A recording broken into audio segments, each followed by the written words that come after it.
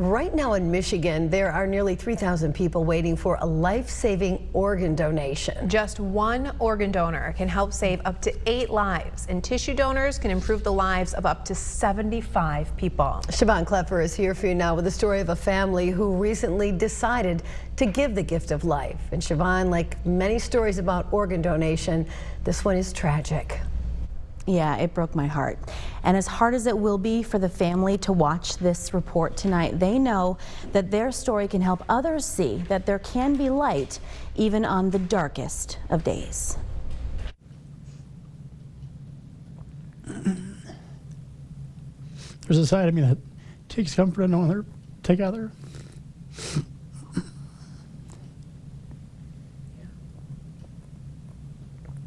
Because he was her world.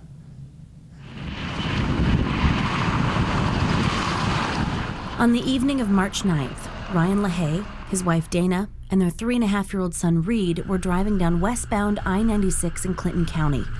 It would be the last evening Ryan would see his family alive. What I remember about the accident, I remember seeing the headlights come across the median, and then don't remember the impact at all. Police say a drunk driver left the eastbound lanes and hit them head-on. When Ryan came to, it was too quiet. I was scared because I didn't hear anything. You know, my son wasn't crying, so my first instinct was, oh my God.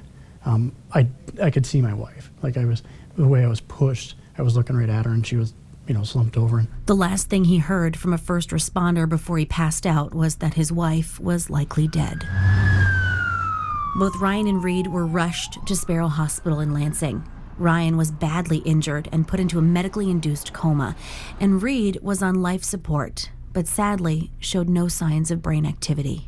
We ended up sitting with a doctor looking at the test results that they did on Reed, and it was very apparent that he wasn't going to make it. But little Reed could help others make it and give them the gift of life by donating his organs and tissue. With Ryan in a coma, it was up to Reed's grandparents. I thought about if Reed or my other grandson, Easton, needed an organ donation.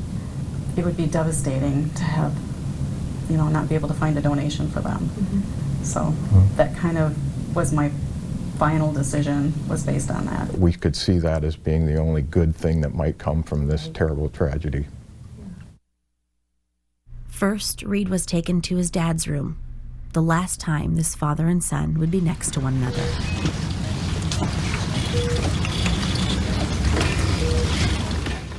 Then, slowly wheeled to the operating room to save lives, as the hospital staff gathered for Reed's honor walk.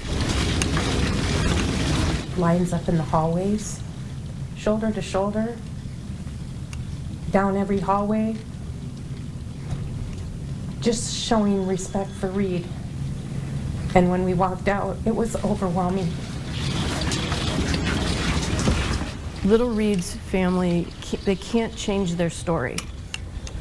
Their story is tragic, but they were able to write a different story for at least 3 other families that we know of right now. Because little Reed's grandparents made the decision that they made, a 70-year-old woman, a 40-year-old man, and a 1-year-old baby girl are alive today.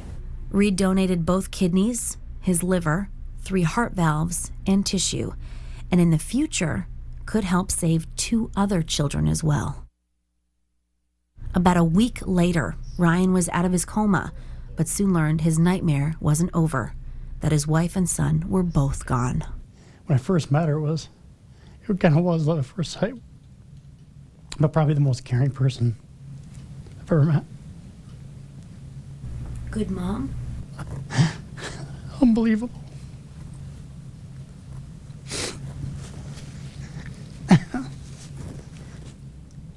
That was one of the things we talked about having kids. That was always my worst fear, is like, have a child and lose it.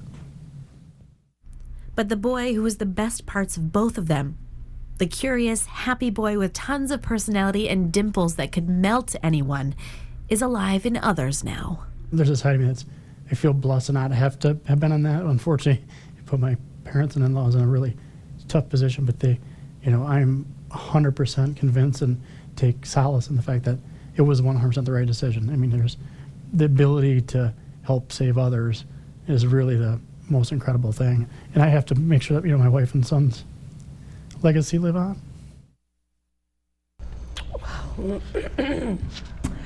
Yeah, that was tough. That was really tough to put together. It's tough to watch. Yeah. But it's a beautiful story.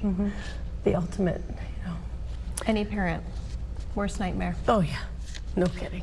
Yep. What happened to the driver, Siobhan, who police say is responsible for that crash? Yeah, he's facing 5 counts, the most serious being 2 counts of operating while intoxicated causing death, and 1 count of operating while intoxicating causing serious injury. That man's name is Thomas Hahn. He's 55 years old, from Illinois. If found guilty on all charges, he faces a maximum of 15 years in prison. Now, 6 News was in the courtroom for Hahn's arraignment early last month, and I spoke to his lawyer today, who says he's extremely remorseful. So how is Ryan's recovery going, Siobhan? Yeah, so when I spoke to him last month inside Sparrow Hospital, he told me he really hadn't even processed what had happened to him, losing his wife and his son, and he was just physically trying to recover to get himself out of the hospital. Since we talked, he has been discharged, and Sparrow did something special for him. Take a look.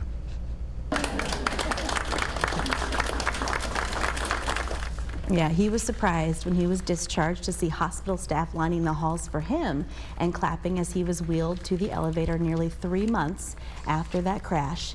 After leaving Sparrow, he was taken to Ann Arbor for rehabilitation and will likely spend 2 weeks there before he's able to go home. But he told me he doesn't know what home is anymore without his wife and son. Right.